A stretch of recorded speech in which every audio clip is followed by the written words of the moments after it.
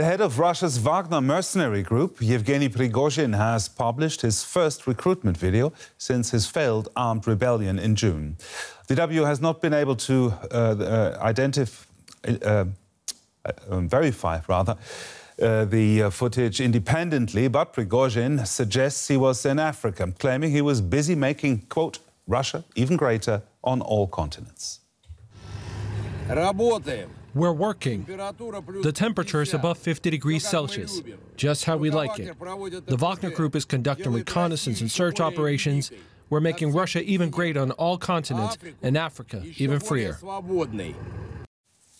For more on this, let's now talk to John Lechner. He's a journalist and researcher who's written extensively about Prigozhin and Wagner and has a book on the mercenary group coming out next year. Now, what was your first thought when seeing this video? Thanks for having me. Not too surprised, to be perfectly honest. I think what we have seen in general after the mutiny on June 24th is more continuity in terms of Wagner's operations in Africa, for the very reason that it seems at this point that Russia needs Wagner in terms of its Africa policy far more than Wagner needs Russia. So it's not too surprising that Prigozhin at some point or another would end up in one of the countries where Wagner is active. Now, Prigozhin appears to be in Africa on the eve of the BRICS summit in South Africa. What do you make of the timing of this video release?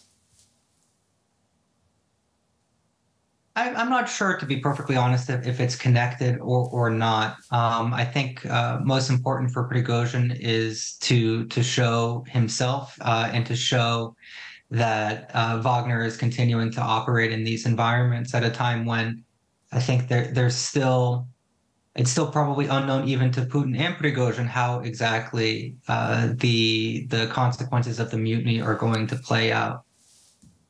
Now, this statement of making Russia greater on all continents, what does it tell you about his ambitions and his view on his relation with the Russian leader, Vladimir Putin?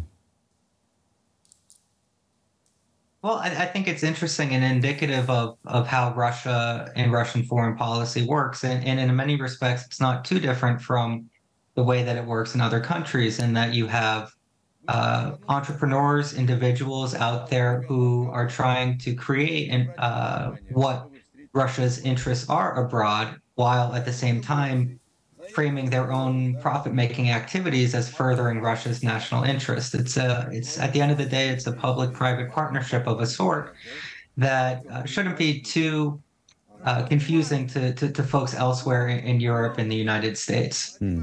So what do you know about the future plans of Prigozhin and Wagner in Africa? Oh, I wish I knew, and I'm not sure if Prigozhin himself knows exactly. I think for the time being, I think we'll continue to see operational continuity in Mali, in the Central African Republic, in Libya. I think the civil war in Sudan has put a dampener on Wagner's activities, like it has for anybody else who has operated in the region. And where they will pop up next, we're not quite sure, but we're in an environment now that is very claustrophobic geopolitically, at a time when multiple governments are reaching out to Russia, and Wagner remains one of the sole tools that the Kremlin can use on the continent. The journalist John Lechner there. Thank you very much, John. Let's get more on this from Brian Whitmore. He's an Atlantic Council Senior Fellow for Russian Politics. He joins us from Washington. Welcome to DW. What has changed for Yevgeny Prigozhin since leading that failed coup in Russia? Because this video seems to indicate that, other than not being able to go home, it's business as usual for Wagner. Yeah, well, I mean, I'd preface my remarks about this by saying that we all need to have a little bit of epistemological modesty about what's going on in Russia right now, because even Russia experts, don't have the kind of visibility into the inner workings of the Kremlin right now. But what this seems to suggest right now is that reports of Prigozhin's demise were greatly exaggerated. And the question is, why is that?